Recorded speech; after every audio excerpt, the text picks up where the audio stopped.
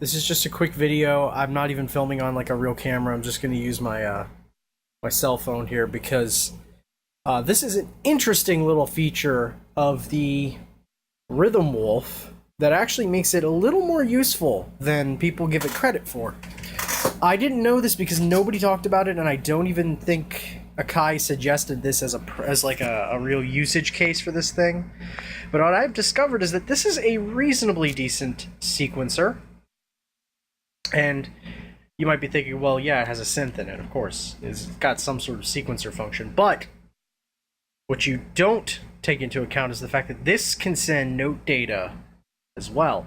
Normally, it's just going to be sequencing the bass synth, and you know, I kind of messed with it, and I've had fun with the bass synth, but the bass synth is really limited and kind of crummy. So last night I was jamming with some friends. We plugged this into this microkorg, and we accidentally realized that you can just basically override the bass synth and just send everything over here on channel 1.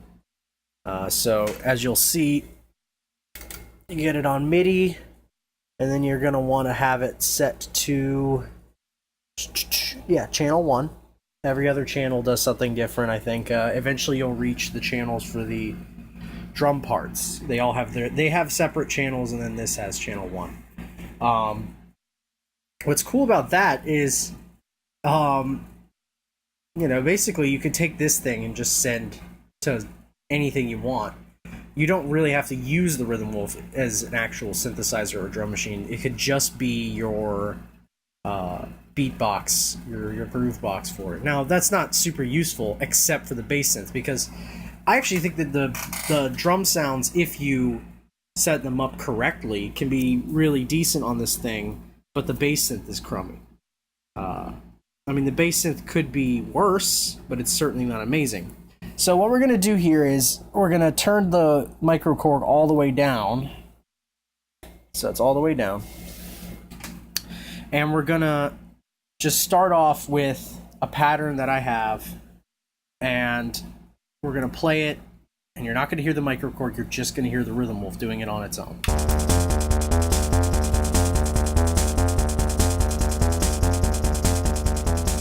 Ooh, a little bit hot there. Let me just turn that down. Okay, so, you know, it's alright, you know, you can do some stuff with that. Turn the tempo down a little. But I'm going to keep it at 130 for now. Okay, so that's all cool. You know, that's fine. But let's try something else.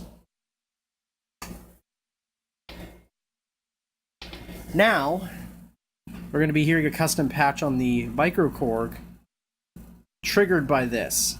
Now, this pattern wasn't made for this keyboard, so the notes are like an octave lower than they really need to be, so it's kind of sound kind of grungy, but here we go.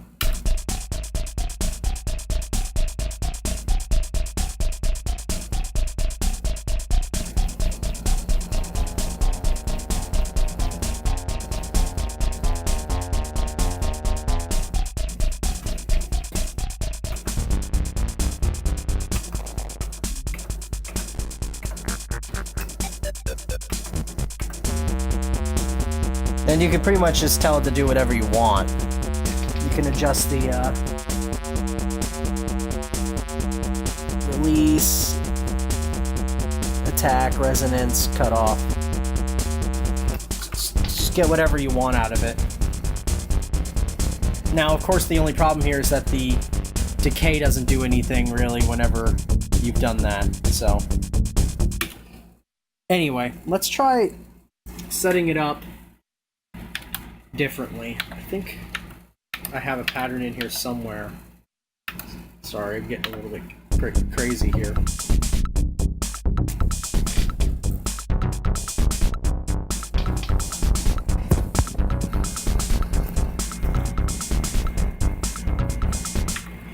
Let's just make a new pattern. It's going to be a little more pleasant that way. We'll do pattern 16 because it's certainly blank.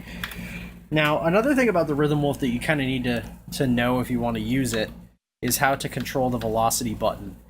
Most people don't even pay attention to this thing, I think. That's why all of the demos on YouTube, except for like a tiny few of them, actually sound like garbage. You set certain parts to different velocities to make them sound good. Do I think that that's what you should do? Do I think Akai should have thought this through? Yeah, I think they probably should have fixed that, but they didn't. So here we are, we're stuck with it. For the kick drum, I prefer to use the maximum velocity. I have the howl turned up pretty high right now, so my apologies. Okay, there we go. And then we're just going to do a nice simple pattern. There we go. For the snare drum, I like to keep the velocity all the way down because that gives it a little more crispness. So there we are with absolutely no noise. Let's try.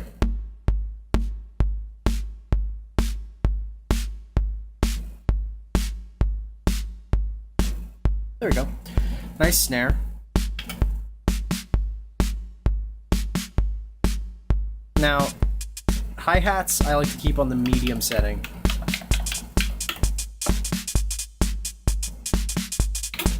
Oh, it's on swing.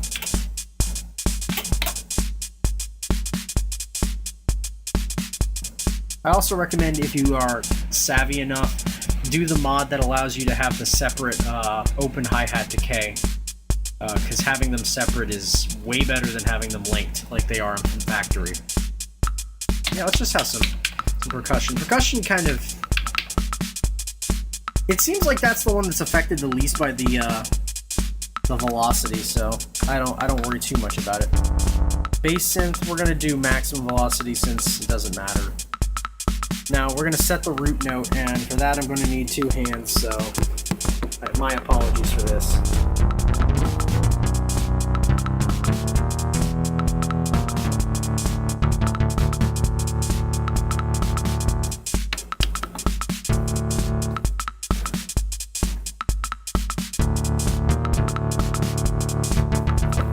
Okay, so that's high enough. Now it's a little rudimentary.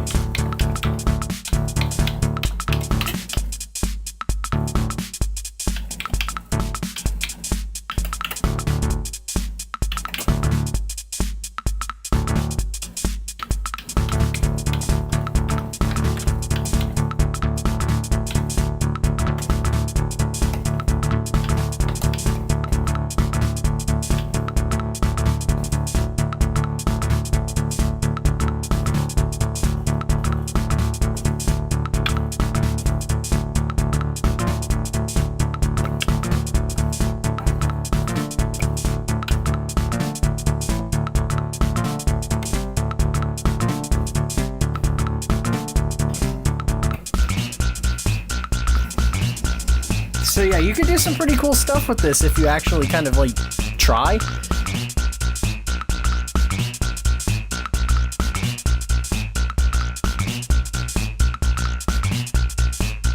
I think that's the thing that I hate about sort of the Rhythm Wolf hate brigade, is just the fact that it's actually a really decent groove box.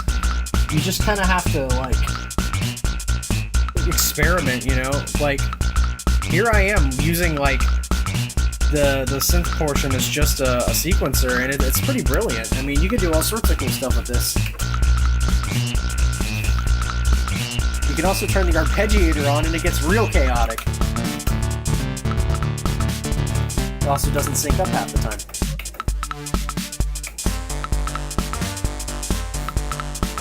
So yeah, you could definitely actually use this for some creative stuff.